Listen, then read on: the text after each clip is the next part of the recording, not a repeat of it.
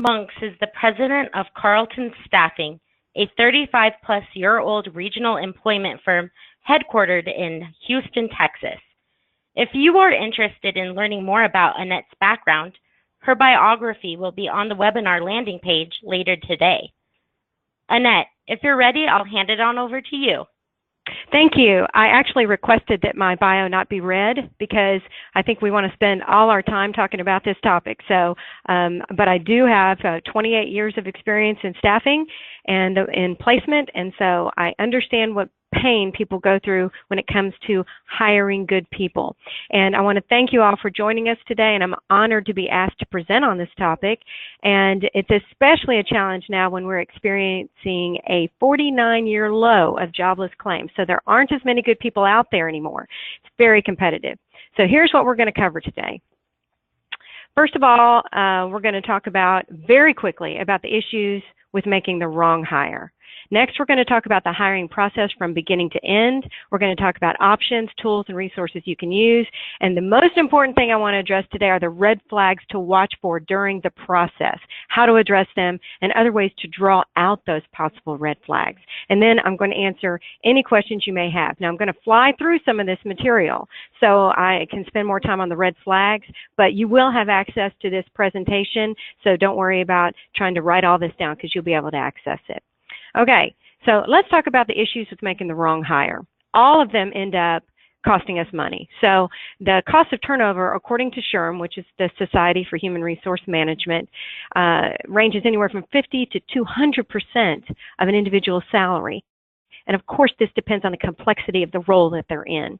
But some of the factors to consider are the residual benefits and commission payout for those people who are exiting, plus recruiting costs and all your resources for getting new people, the training for the new person, loss of production of the open position that has not been producing, plus those that are involved in the hiring and training of the new employee, possible overtime of current employees who are filling in for the person that is out, loss in company morale because a lot of times there is that. And then also customer loyalty. Sometimes there's a loss of customers or even the loyalty of the customer long term. And then how about just lost time? So the pain of some of these things are probably somewhat familiar to all of us. And so let's talk about how we can hopefully minimize this. We're going to address the hiring process. All of these things we're going to talk about today, planning, sourcing, and screening, interviews, pre-offer evals, post-offer evals, the offer itself, and then the welcome and orientation, which is also very important to keeping some of these people. So often candidates are turned off from going from large companies to small companies because they feel perhaps that small company is unorganized. They get that impression, which gives a perception of that company not being very sophisticated. So oftentimes there are ways to minimize this perception, and it starts with the planning. And so first, be sure you have the job description or requirements of this position. Many employers have a job description or know what they want, but they tend to vacillate when they're interviewing people. So we want to be very clear what you want. Don't deviate. Don't change the position for the person you hire, but rather have the job description and stick with it and hire according to the job description. Because if you do find someone who's a superstar and you recreate the position for that superstar, what's going to happen if that person decides to leave? So remember that. Next, budget. Be sure you really understand the compensation and can articulate it to anyone who is applying for your position. And what is your budget for the search? And by the search, meaning, are you going to post job descriptions or job postings? Are you going to hire a service? What are you going to do? Have the budget for it so there are no surprises. Next, determine who is going to be involved in the process and what their role is going to be. And make sure that you understand how much time is necessary for the process. Oftentimes, when people interview with smaller companies, the issue is that people don't realize how much time it takes to really vet a candidate. So be sure that you have that done up front, and also so that you can articulate the process to the candidate. So be sure you do that. Next, prepare documents for the candidates. Many times they're going to want to see things like the job description, or when it comes time to give the offer, they're going to want to see the benefits.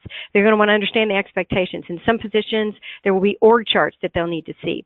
Any of these things that you can provide up front gives the perception that you are sophisticated, that you are prepared for a hire, and it makes you more desirable as a potential employer. And overall, how are you going to organize this? How are you going to keep up with the candidates? There is an easy Excel log that is a template in Excel right now. If you go in, I actually have a copy of it. I can send it to you. But if you go into the templates in Excel and just put in job, you'll find the template that you can customize for yourself. So that's how you start. It's the key is going to be planning. Next, one way that, if you're doing the planning, be sure that you position yourselves appropriately to make a non-emotional hire. And a lot of the times we get desperate, and we get desperate because we don't have enough candidates. So anyone who walks in the door, we actually start to look at them and go, well, I can live with that. So what we want to do is minimize this desperation by having more options available. So the way to do that is to reach out. Most staffing services or recruiters actually do something like this. So you could do it yourself. It takes time, but you could do it. The key is to have a multifaceted approach to finding candidates. So here are all kinds of groups or places that you can go to find candidates. It is time consuming to find the contacts and to understand the job posting process. So you decide if you either want to take the time to do that or pay a company to do that. Your call. But these are all the places that you possibly could go to. So keep in mind that the more output you have in terms of reaching out to these organizations and the more candidates you have, the less desperate that you will be when it comes to the hiring process. Next, we're going to talk about pre-screening. As you have candidates come in, the first thing you'll want to do is to create a form and use a standard set of questions for all the candidates. This way, you're comparing apples to apples for every single person who comes in. Next, you want to be enthusiastic about the job and about speaking with them. No matter how busy you are, they have to understand how excited you are. Next, either let them go or bring them in. A lot of people are afraid to actually say to a candidate that they don't think they're a fit and they're not going to be moving forward with them. What happens is they waste a lot of time with this candidate, calling them back, asking what the status is, and they're not able to concentrate on the candidates they want because they're spending so much time juggling the candidates they don't want. So be fair. Share with them that they are not a fit and that you're not going to be moving forward with them, and you will save a lot of your time and their time. If you decide you want to bring them in, prepare them for the interview with you. What we want them to do is to feel very comfortable coming into the interview. This way, their walls are not up and you will get the real them. And this is where we're going to find those red flags, when we make them comfortable. So in the pre-screening process, though, there are some red flags to look for. Obviously, the first one is lack of enthusiasm. But another one is, this seems so simple, but if they don't even remember your position that they posted for, obviously they're not that interested in it. If they immediately ask about pay or benefits, there is an exception here.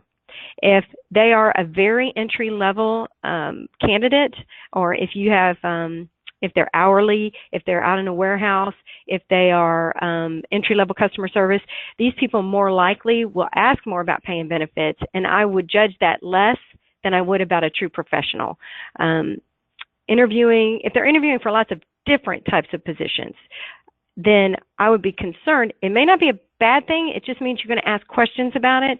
I would be concerned that they're not focused on the job that you have available. They're not focused on that skill set. If they're just jack of all trades, if it's possible that they will move on to another position that interests them, kind of like, oh, squirrel, they'll move on.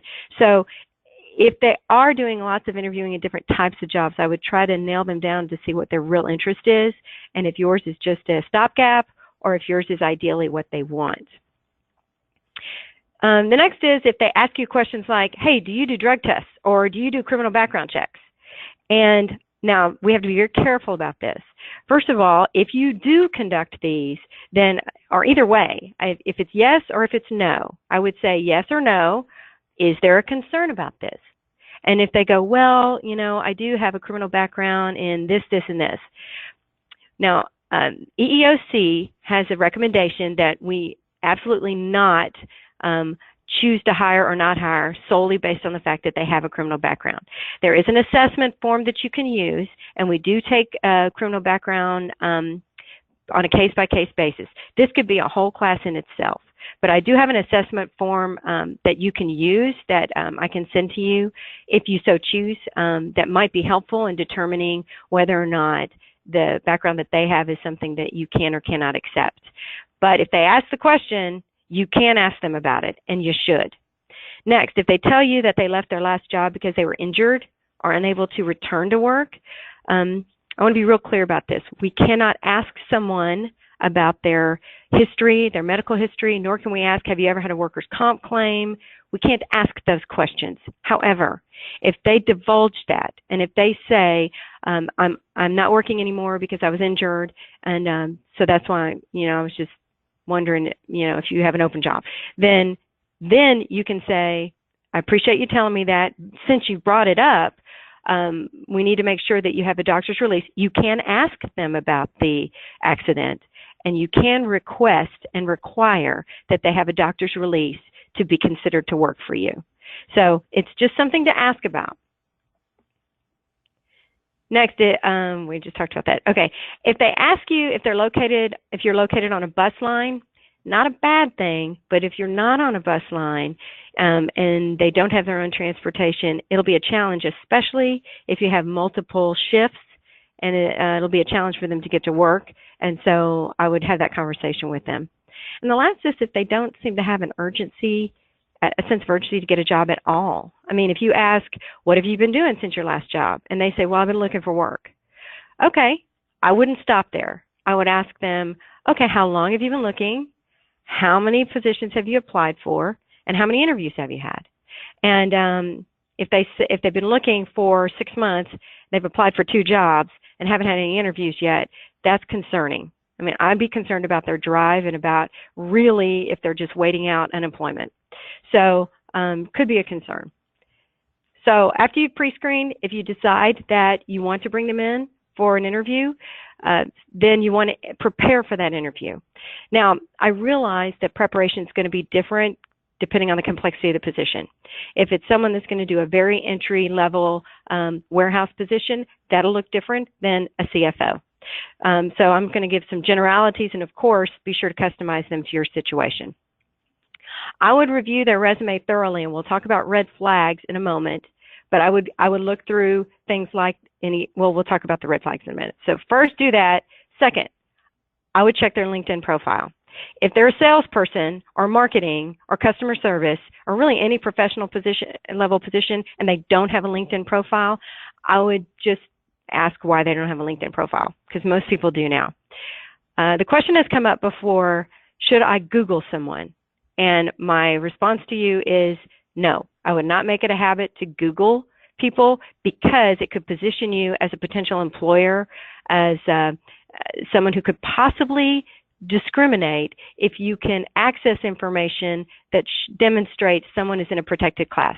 For instance, if you go find them on Facebook and you see that they have a political affiliation, or they are in, go to a certain synagogue, or any things like that fall into protected classes, and you choose not to hire them, but you choose to hire someone else, it could be a challenge.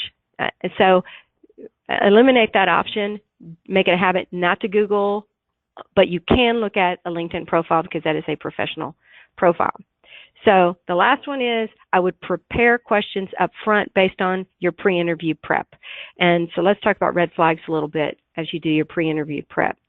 First, I would look for any false or exaggerated claims. For instance, if they say they have experience, well, let's say if they're a salesperson and they say, I sold the Chevron account.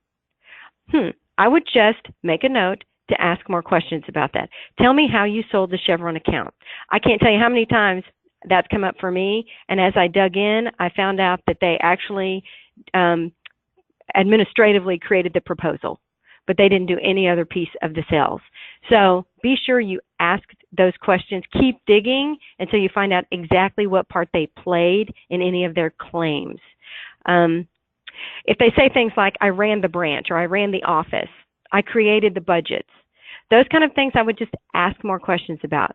More people who have said they have run an office were the people at the front desk that certainly were important, and they received people coming in and they took care of the copier machine, but they by no means ran the P&L. They didn't do any of the true management of the business. So don't take anything for granted. Ask those questions. Next, gaps in employment. Of course, we want to find out what happened between employment. It could be something, as simple as, I took family leave. We don't ask any more questions about that if they say what they did and it's related to something personal like that, but now we know. If they say I was looking for work, then go back to the question before with, okay, how long have you been looking? How many applications? How many interviews? What's interesting too is if there are absolutely zero gaps in employment, if they literally go from 1 month at one place, the next month to the next place, continuously throughout their whole resume, it's possible that they are lengthening the time they've been at one place in order to butt up to the next job. It happens a lot. And all you can do is just ask specific questions and dive into those dates and to see if indeed that was the case. Also, make note of that when it comes to references later.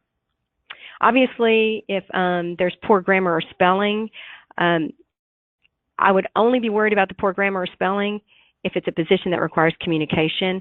If it's a warehouse position, it should not be as much of an issue.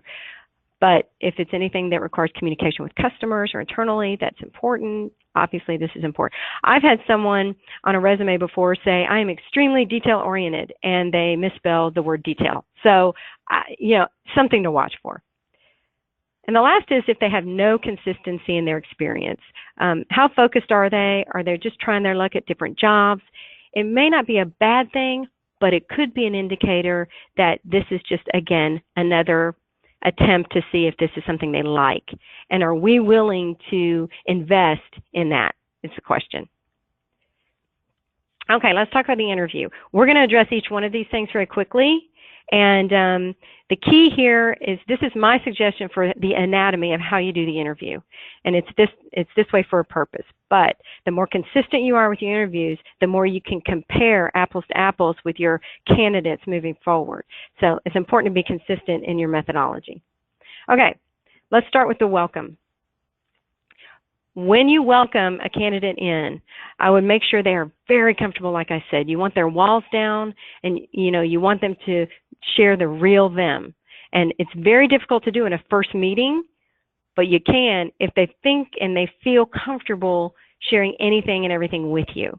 So that's why I would start by telling them you're going to be here for about an hour. This is what's going to happen. This is who you're going to meet. If you decide you're going to take them on a tour, whatever the case is, and the outcome being, at the end of this interview, I'd love to hear from you what your interest is, and we'll talk about next steps together. That way they're very comfortable with what's going to happen. Then I would ask them some initial questions just to get the conversation started, and it can be any one of these questions. What interested you in this position? What do you know about our company? How did you prepare for our interview today? I mean, one or all of these can give you an idea, the true interest that they have in your position, or are they just looking for a job? So some of the red flags that I would look for overall is if they didn't follow your directions and they got lost on the way, or in terms of, if they're looking at their watch, or if they just don't appear to have a specific interest other than this is a job. So if you say, what interested you in this position? And they say something like, well, I was looking for work and I noticed this was an open position. I mean, they're just looking for a job. Or are they saying this falls right in line with what my goals are to do this kind of skill? Well, that's a little different. Or it could be your company interested in me because I see that you're on the cutting edge of this particular technology. That's thoughtful. That's interesting. If they know absolutely nothing about your company and they haven't done any research, then I would be concerned. Or if they, didn't even look into, the owners, seek out data, any organization, any information, I'd be concerned, with one exception. If they are an entry-level warehouse worker, the likelihood is low that they're going to do that, and they'll still be a fantastic worker. So again, if it's a position that is more professional, this is critical. If it's not as professional, it's not as critical. Next is the meat. We got to find out what their story is. And take a look at their resume and go from oldest position on their resume to more present. Now, when we talk about the oldest, a lot of people feel that they have to have only the last 7 to 10 years on their resume.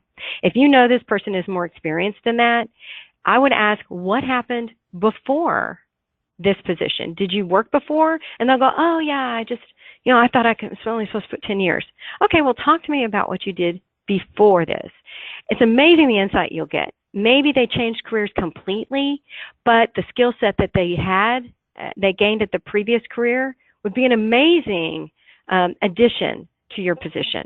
I had someone individually that I coached who was a call center manager for Continental Airlines here in Houston, which is a huge call center. But she did it for 10 years, but it was just prior to the 10-year mark on her resume, so she didn't have it on her resume. And I asked her, why didn't you put it on there? And she said, oh, well, 10 years, right? Well, she was looking for a customer service manager position, so I told her to put it back on her resume, and sure enough, she got a position because people loved that about her background. Well, we may be able to find something out about individuals based on what they did before as well. And it could be positive or it could be negative. Next, obviously, we're going to want to know their reason for leaving and reason for taking the next position. And it kind of helps to understand their decision making, what their story is. And when they tell you their reasons for leaving, let them talk. Don't appear judgmental in any way. Certainly, you can ask follow-up questions. You can understand where they're coming from. Even if you don't really understand where they're coming from, what we're not going to do is let them see that we are disapproving in any way of what they're saying, because we want the real them. I'd certainly be curious how they found their positions. It helps, especially in a professional position, what their network is like. And I would ask how they were evaluated on their job and what the results were. If they were in any kind of production position and they don't have the answer to this, I would be concerned. So hopefully they'll be able to answer those questions. And you can ask their compensation history. I have a caveat to that, which I'll share on the next slide. But very important, especially with salespeople. If they do not know exactly how much money they made, I would be concerned about that. Certainly, a lot of us ask this question to see if we can afford them, and that's a fair concern. So in some places, and I'll show you the caveat, we can't ask this question, but it helps us understand. And this would help us to understand if they're going to fit into our culture and our environment, what they liked about each position they were in and what they disliked.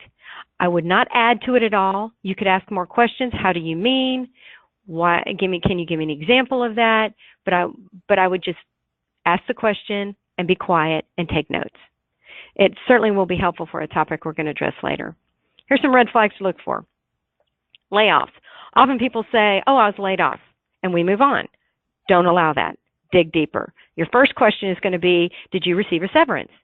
No, I didn't receive a severance, but if they didn't receive a severance, it wasn't an official layoff, typically. Now, they could have been let go if it was a smaller company and they had no requirement to give a severance. It's possible. Ask about the story. So dig deeper. Say, tell me the circumstances behind your layoff. Interestingly, people will say, well, my position was eliminated.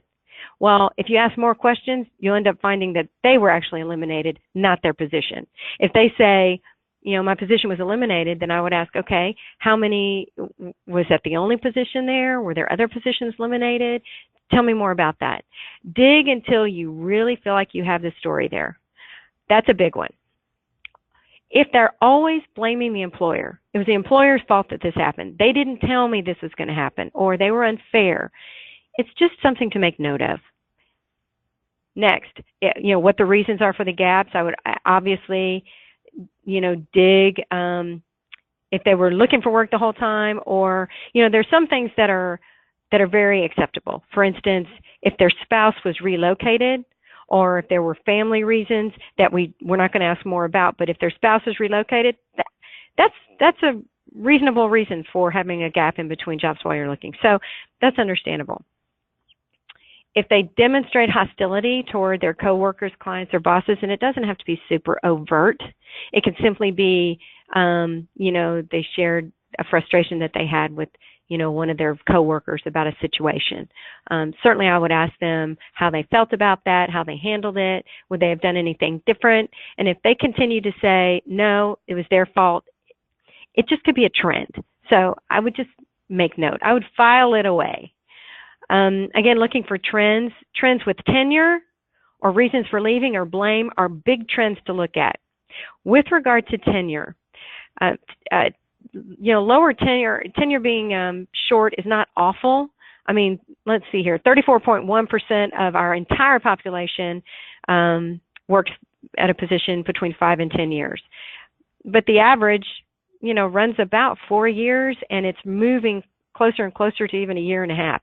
And it's not just millennials. Millennials, actually, their average is about 4 years right now, surprisingly. So, it's possible if they have been in a position only 2 years and they keep moving, maybe they're a military spouse. Maybe it was seasonal work while they were in school. I mean, it could be a good reason, but it's worth asking the question. If they don't have a relationship with any previous colleagues, I would be concerned. We all have a great network because, we were ethical in our work and we left the right way. We start our position the right way. We certainly want people involved in our company that have good relationships elsewhere too. It's just a red flag if they don't have any that they have kept up with. Any other personality issues that wouldn't make them a cultural fit, there are evaluations that can help with that as well. But these are all things I'd look for when you're finding out their story. The caveat I had for you is that these are the states and the cities that do not allow you to ask about salary. So just FYI, if you're in any of these areas, disregard what I told you about asking about salaries. So again, with a salesperson especially though, if they can't speak to salary, commission, exactly how they made their commission, is it based on gross profit? Is it based on revenue? If they can't do that, if they can't tell you their average sale, all the metrics associated with what they did, I would be very concerned about their ability to sell. There's some general culture kind of questions that you might ask just to give you an idea, once again, if they're going to fit into your environment. Now, at this point, mind you, we have not said a thing. We are not talking about ourselves. We're only having them talk about themselves. So first, asking what their individual goals are, both short and long term. If you want someone who has strong ambition and drive, then they're going to be able to articulate this quickly and tell you specific short and long term goals. If they say, well, I want to get with a good job, if they're very vague, it doesn't mean they're horrible. It just means they may not be as ambitious as those who can be more specific. That's all. What do you need from your manager or your employer to be successful? Another one, describe the environment that you've worked in where you were at your best and why. And then again, of course, when you were at your worst and why. These are culture questions to help you understand if your environment is going to be a fit for them. How would most managers or peers or people that reported to you describe you as either one of those? What would they say, was your strength, and what would they say you needed to work on? I would make note of what they say they needed to work on, and you will use that when you call their references. Next, what could those coworkers, what would those coworkers who you didn't necessarily have a great relationship say about you? What could have improved that working relationship with them? You'll be surprised what comes out here if we're non-judgmental, we just ask the question and be quiet, let them think. You'll be surprised what comes out of their mouths. And this is important too. What questions do you have for me about our company, position, anything at all? And just shut up, listen, and make note. Some other general observations How did they dress? Was it appropriate? Their timeliness? If they're consistently late, if they have multiple interviews, that's a concern, obviously. How they treated others? Are they taking notes? What were their questions? What is their true interest in the job? Red flags, if they had, of course, inappropriate attire. If they were late, but they had no apology, they didn't call up front, there was no explanation, obviously that's a concern. If they did not have prepared questions, again, caveat, if it's a professional position, anything from customer service up, even front desk could have some prepared questions. If it is a more warehouse kind of position, they probably will not be as prepared, but some will, which would be very impressive. If they're unfriendly to others when you're not around, that would be a big concern. And then if they ask me questions versus us questions, a me question is going to be all about, the pay, the benefits. We need to give them that information, but if that's all they ask, it could be a concern. An us question is going to be, what challenges is the company having? Where do you see this company going in 5 to 10 years? What are some new things that the company is planning to implement that would be helpful? What kind of training program do you give people to be successful? Things like that. It helps us to understand that they may have an interest in our company versus just the job. Other general red flags: the inability for the candidate to name the equipment or software they've been using. If they say they've done a specific job, then ask them what they used. And if I don't remember, it's just a concern. Saying that they're waiting to be released by the doctor for work purposes, again, if they bring it up, you can require that release before you continue to consider them. If they don't have any references at all, that's a concern. And, some people say, my last job closed down, or, they no longer work there. That happens a lot. Here's what I always tell people. When you prepare your references for me, I want you to help me make it easy for me to hire you. And you can have, of course, managers or peers, people who reported to you, clients, vendors. Have you done any volunteer work? All these things, they apply. So certainly somewhere in there, people can provide references for the manner in which you work. And you want them to be prepared for you to call them too. So again, if there's drama just associated with them getting to your office just for the interview, could be a problem. If they don't follow up with you immediately, again, especially in a professional position, if they don't follow up with you, and especially if it's a sales or customer service position, I would be concerned. Obviously, no eye contact or firm handshake for a professional position. You may not get this for more of an industrial position. That's probably okay, unless they're going to have client interaction. And again, salespeople who can't tell you what their quotas were, very concerning. Okay, so many could argue, these are kind of pros and cons for working for a large company versus a small company. And what's interesting is people may argue the pros and cons differently, and that's okay because it's all about personal preference.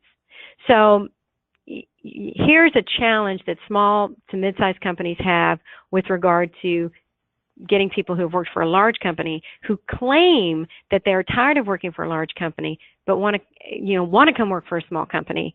They have a challenge with getting them to stay or to be satisfied where they're working. And the reason why some of this happens, not all of it, but some, is that we're so excited about our business and the way we ask questions that we ask them in a way that they will answer them the way we want to hear them. For instance, we may say, people who come to work for us love working here because you have such an impact on the company. And now I'm going to tell you, we don't have as many resources as those big companies, and our technology may not be, as great, or certainly you'll have to do more things. You have to go get your own coffee. You'll have to, you'll tell them all those things, and you'll say to them, so how do you feel about that? And of course, the candidate is going to say, oh, I'm fine with that. That's great. That's great. Of course. So we don't want to ask yes or no questions. Instead, we may want to ask questions in another way that might be more discreet in finding out if they're going to actually thrive in your culture. And here's kind of how I would handle that. First, you've already asked what they love about their job and what they could have done without, kind of. So compare those with your environment, and hopefully you've been doing that throughout the process. And this is a question that I love. You just ask them, if you don't know something, what are you going to do? See what they say. Next, I would give an example of a challenge that could come up and ask how they would handle it. And every single response, I would respond with, well, we don't have that. Now what? Nope, can't afford that. Now what? Or, well, we don't have someone with that expertise. Now what? For us in the recruiting business, if I really want to see if somebody is a true recruiter, I'm going to ask, okay, we have an open position. What are you going to do? And they may say, well, I'll post it on Monster. Okay, we don't have Monster. Now what? Now, by the way, we have all these things, but I'm not going to say that. Okay, if we don't have Monster, now what? Well, then I guess I would look in the database. Nope, we don't have a database. Now what? I mean, I literally keep saying, no, no, no, we don't have it, just to see if they're scrappy and just to see if really that's something that they can do and be okay with. So that's one way.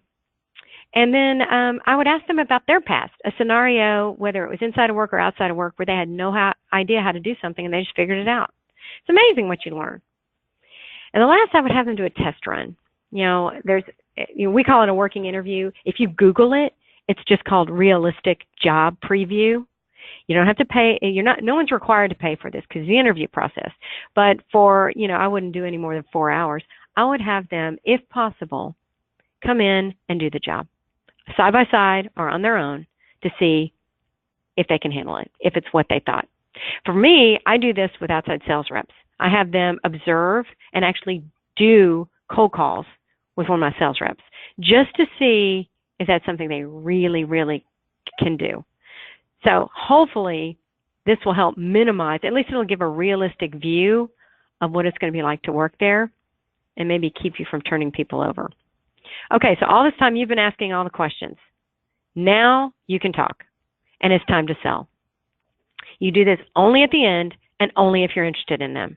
Otherwise, why are you going to tell somebody that you have no interest in all about your company? It's not necessary.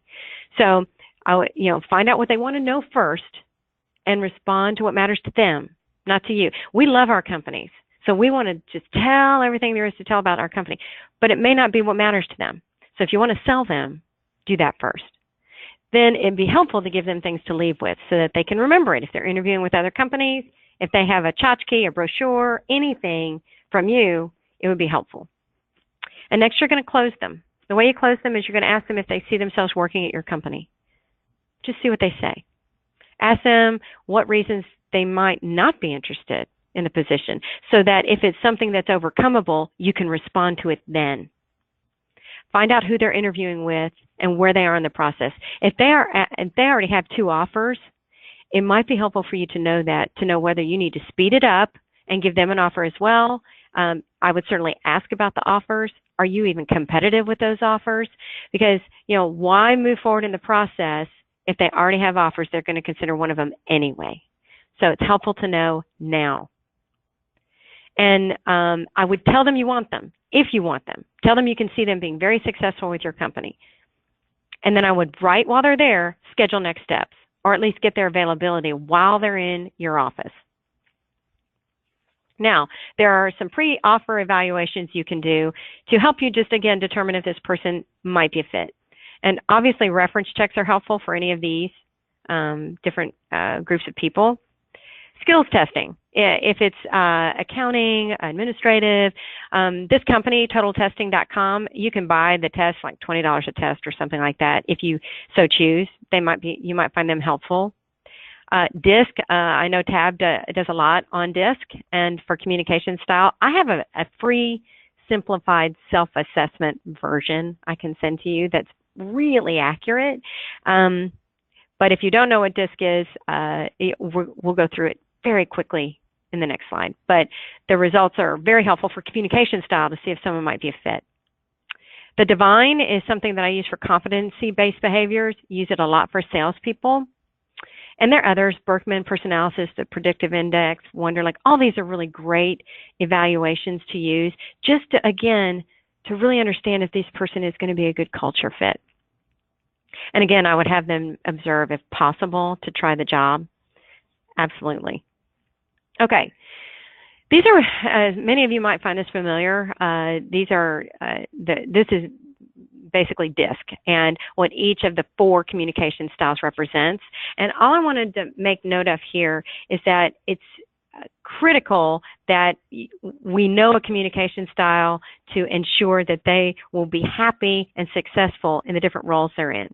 For instance, up on the top right in that red, that's a very dominant kind of, it's D for dominant, and these people are very bottom line oriented, and if you have them work in an accounting department where things are very slow moving and very stable, very steady, they need a lot of detail in order to respond, it's going to be a challenge for them, and they will drive that department crazy as well. A fast-paced job that requires quick decision-making would be great for someone up there in that high red, but they would go stir crazy in other places. Someone who, the high yellow there, the influencer, is someone who's going to be probably more social, more chatty. They will drive people crazy in, the IT group, or even in the accounting group, or at least if those personalities in those departments are more that S for steady, the earth green, or that blue. Now, we could do a whole, webinar on just this, but the key is it really would help to understand the communication style of the individual to ensure that they don't go crazy in the department that you put them in or in your company. Okay, when you make an offer, make the offer a big deal. Because if we don't make it a big deal, they won't think it is, and they may not take it as seriously. And large companies do have a formal offer process. So we want to, ensure that they understand we are sophisticated, we're smaller, and we're nimble, but we're still sophisticated. So always, when you make the offer, make it pending the drug and background screen, and sometimes references if you haven't done them yet, if you do those. Next, employment agreements are a good idea, not required at all, but that would be the time to present those to them.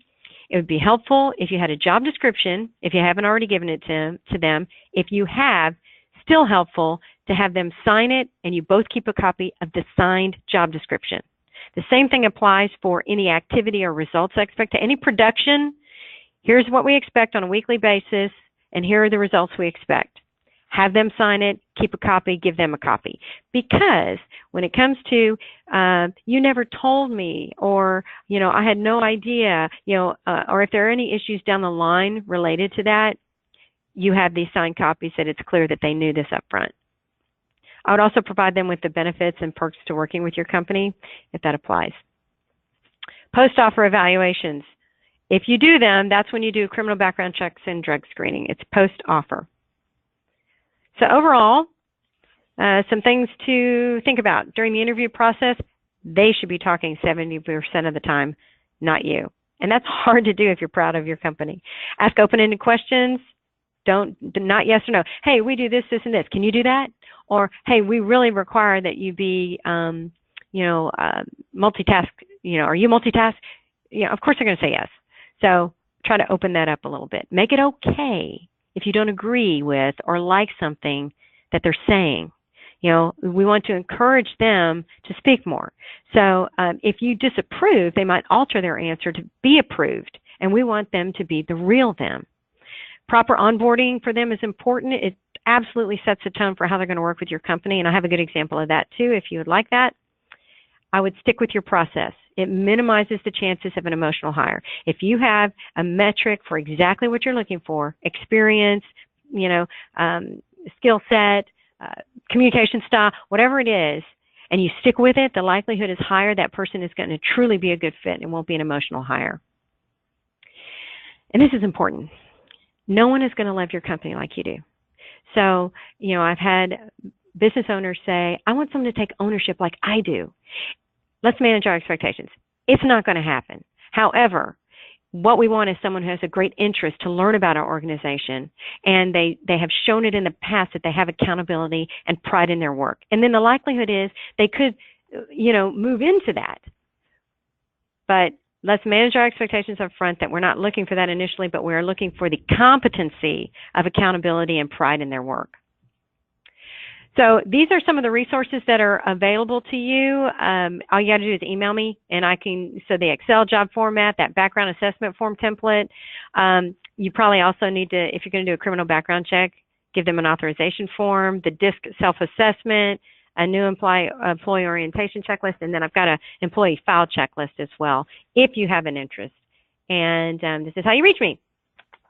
So that is it. If anyone has any questions. That was wonderful, Annette. I appreciate it. I think that this presentation was incredibly informative to our viewers. And it looks like we did get a couple questions that came in. I know that you went over salespeople a little bit, but one viewer asks, hiring salespeople is the most difficult.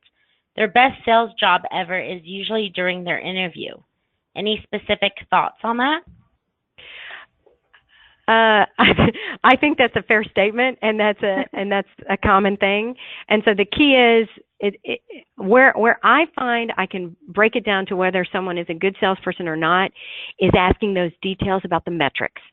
And, because they will make up anything about how they did the cold call to the, making the sale itself, all that. When I ask what their activity is weekly, how they determine what their portfolio is going to be, or ask, tell me just big picture, how is it that you set yourself up to sell in your territory? What's your activity? What's the expected result? How'd you do against the result? How are you paid? How much did you bill? What's your average sale? And then I would say, would you be comfortable making a cold call here as a demonstration? You may or may not have them do it, but if they are hesitant, the likelihood is that they are posers. There are a lot of posers that are sales reps. I don't know if that helps. And then we have another question that just came in. This question asks, do you follow this for first-time job seekers? Absolutely. Obviously there are going to be some variations with regard to their background. So if I have a first-time job seeker that either, they still had experience in school, they still had seasonal work sometimes, and their communication style is still going to matter. So absolutely, we hire people right out of school often. Perfect. And then another question asks, how do we tell someone we do not want to hire them if we just don't like their personality and don't think that they will fit well with our culture or environment? Is that illegal? The answer is it is. Bad personality is not a protected class. So it's okay that you don't think they would be a good fit. And you don't have to, what we tend to do is try to over-explain. And I would simply say, I appreciate your consideration for our position. I do not think that you would be a good fit for our organization. I wish you much success in your job search, period. And if they go, well, why? Why do you think? And I would literally repeat that. I would say, I totally understand. I just don't think you're a good fit for us. We are considering other candidates who we think are a better fit, but I absolutely wish you success in your career search. I would, and I literally would repeat myself, because sometimes they continue to ask, and you find, you start to say, well, it's just because, you're mean. Or I don't even know, but you're not required to tell them why. It's nice, but then we're not here to be their coach. We're here to find someone who's a good fit for our organization. Very good. There is another question. It asks, what questions should you ask their references? Aren't they automatically going to just say nice things, seeing that they are usually provided to us by the candidate? Sure, absolutely. They're seated to say nice things. So what I would do is I would go back to what those preferences and those likes and dislikes were, and I'd start there. And I would say to them, I know Mary told you I'd be calling, and it's interesting. She said what drives her crazy in a work environment is this. And tell me how that came up when it was in your organization. And so Don't ask, did she do that? Did the candidate feel this way? You're going to assume that we both know that this person is this way. Can you tell me how it applied in your world? And it could be if you see, if you've got the pre-offer evaluations and you see that this person is very confrontational, then you could say, I see this person's very confrontational. How did you see this when you were working with him or her?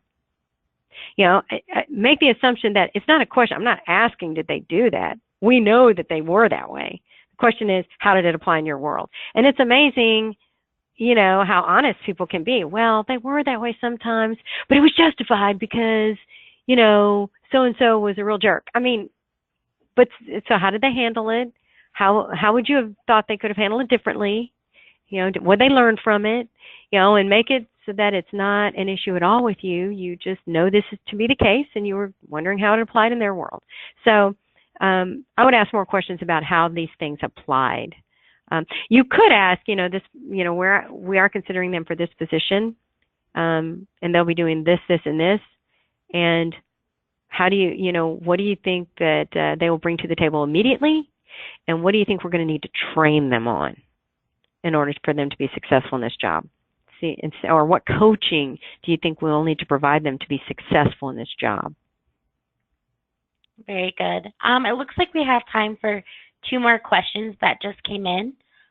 This one is a pretty big one, a couple of different questions for this one viewer. It asks, if a person has a criminal background and is decided to not hire them after the offer background screen, what are the best next steps to decline the offer to them? Will the EEOC assessment provide helpful tips? And what does the company need to document to protect themselves?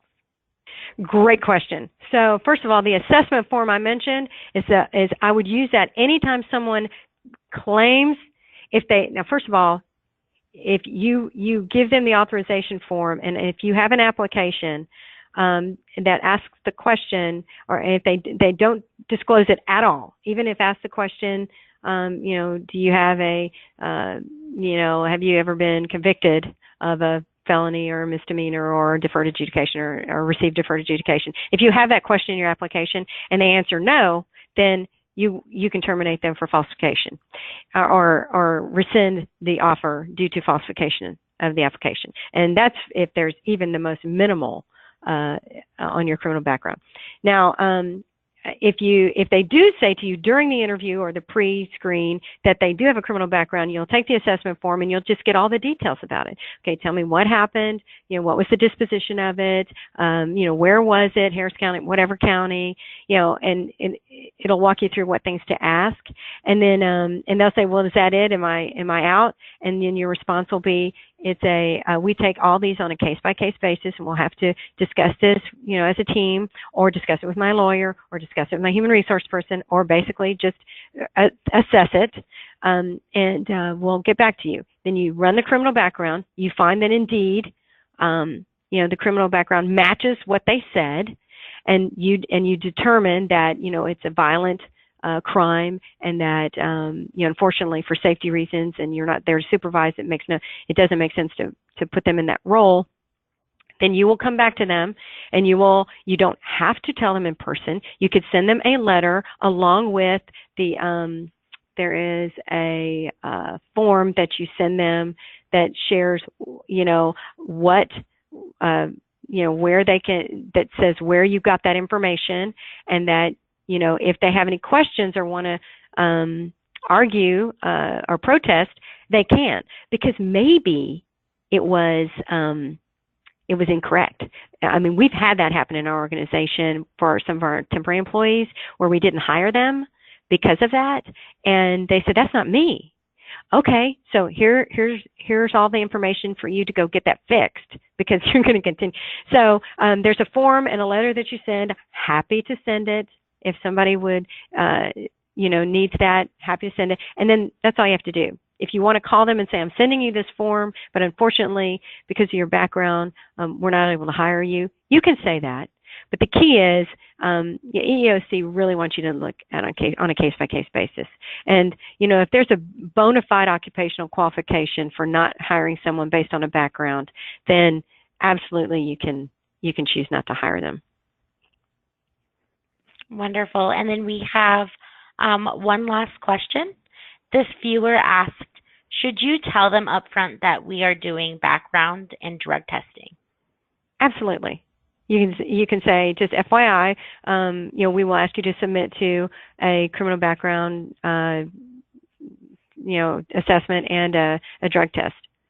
Just want to make sure that you're aware of that. And, what we don't want to say is, can you pass it?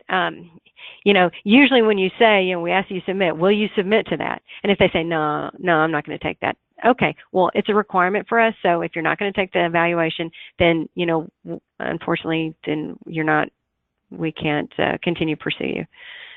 That's okay. Wonderful. Well, I just wanted to let you know, Annette, we have multiple viewers that have said thank you and that they've really enjoyed your presentation today. And then we have another viewer that would love to have the resources that were on your past slide. So Great. I can give you his email address, or if he just wants to contact you, if you don't mind putting your contact slide back up so they can take notes. There you go. Yeah. That'll Annette's contact slide would probably be the best to get a hold of her. So if you haven't yet, go ahead and jot down her email address and phone number. And then and thank you so much, Annette. That was super interesting, and it seems like a lot of the viewers really enjoyed it. I'm so glad, and thanks for the opportunity. And good luck hiring. Of course. You can check out all of our previous BOSS webinars on demand by visiting our website and clicking on webinars. Make sure that you join us in September for a webinar featuring leadership as the topic. Thank you so much, everyone, for joining us today, and I hope everyone has a wonderful rest of their day.